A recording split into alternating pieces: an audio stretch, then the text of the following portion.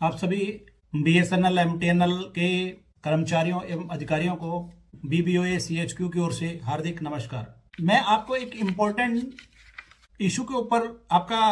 ध्यान आकर्षित करना चाहता हूं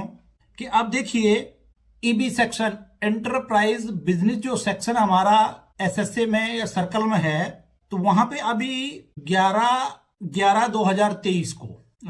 10/11/2023 को एक लेटर इशू हुआ कि उसमें यह कहा गया कि आपके एसएसए और आपके सर्कल की जो सैंक्शन स्ट्रेंथ है, उस सैंक्शन स्ट्रेंथ का 4% जो है वो आपका ईबी सेक्शन में आपको एम्प्लॉयज को डेप्यूट करना है, पोस्ट करना है। क्योंकि कई सर्कलों और एसएसए में ये संज्ञान में आ रहा था कि वहां पर जितनी सैंक्शन स्ट्रेंथ है लगभग 1.8% जो है वो एवरेज सैंक्शन स्ट्रेंथ का एम्प्लॉयज और ऑफिसर पोस्ट किए हुए हैं, जिससे हमारा सबसे बड़ा जो व्यवसाय है वो ईबी सेक्शन में है, जिसके अंदर पुश मैसेजेस लीज सर्किट सबसे बड़ा जो इशू है लीज सर्किट का है। अभी कुछ दिन पहले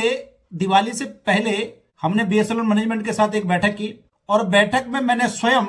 माननीय सीएमडी साहब से एक आग्रह किया कि जो भारत सरकार ने मंत्रालय ने एक लेटर इशू किया हुआ है, पूरे हिंदुस्तान में जितने भी गवर्नमेंट ऑफिसेज हैं उन गवर्नमेंट ऑफिसेज के अंदर भारत संचार निगम लिमिटेड की सभी सेवाएं मस्ट है, मैंडेटरी हैं, जरूरी हैं। तो इसके ऊपर हम सब लोगों को काम करना पड़ेगा, काम करना चाहिए। तो माननीय सीएमडी साहब से हमने एक आग्रह किया कि एक ड्राइव चलाया जाए, सभी ऑफिसेज में विजिट किया जाए और विजिट के माध्यम से हम इस ड्राइव में अपने आप को सक्सेस करा सकते हैं, यदि अगर हम सही प्रॉपर वे के अंदर सभी गवर्नमेंट ऑफिसेज के अंदर हम अगर जा करके उनके सामने अपना प्रपोजल रखें और भारत सरकार के लेटर को हम अगर दिखाएं कि ये सर्विस जो है आपको भारत सरकार के मुताबिक आपको लेनी जरूरी है। तो आप यकीन मानना,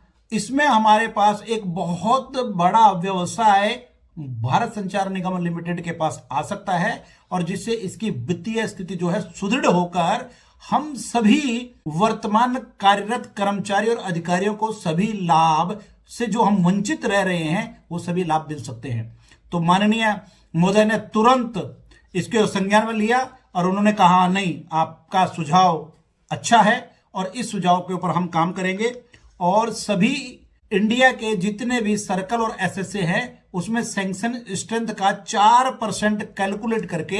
डिप्यूट किया जाएगा ईबी सेक्शन में। तो जो लोग वहां पर काम का बोझ झेल रहे हैं, उनके ऊपर अधिक काम की अधिकता दिखाई जा रही है या प्रेशर दिया जा रहा है, तो उन लोगों को भी रिलैक्स होगा और जिससे बीएसएनएल का व्यवसाय में भी बहुत बड़ा इजाफा होगा। और मैंने वहां पर स्वयं सीएमडी साहब को voluntary as a accounts officer होने के नाते किसी भी सरकारी विभाग में उच्च पदस्थ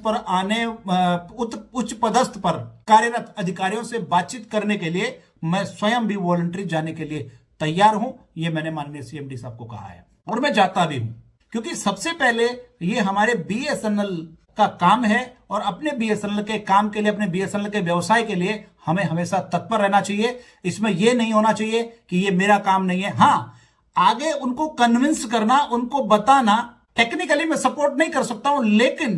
कन्विंस कर सकता हूं कि ये भारत सरकार के आदेश है, इन आदेशों को आपको पालन करना है और इस आदेशों के पालन से हमें बीएसएनएल को व्यवसाय मिले। तो आप प्लीज इस वीडियो को शेयर, लाइक, कमेंट करें, क्योंकि कमेंट और सब्सक्राइब करने से आपका किसी भी प्रकार का कोई नुकसान होने वाला नहीं है। सब्सक्राइब करने से आप लोगों का जो कुछ भी होगा वो फायदा होने वाला है। जो नई से नई जानकारी है वो आप लोगों तक पहुंच जाएगी। तो इसी के साथ जय हिंद, जय भारत।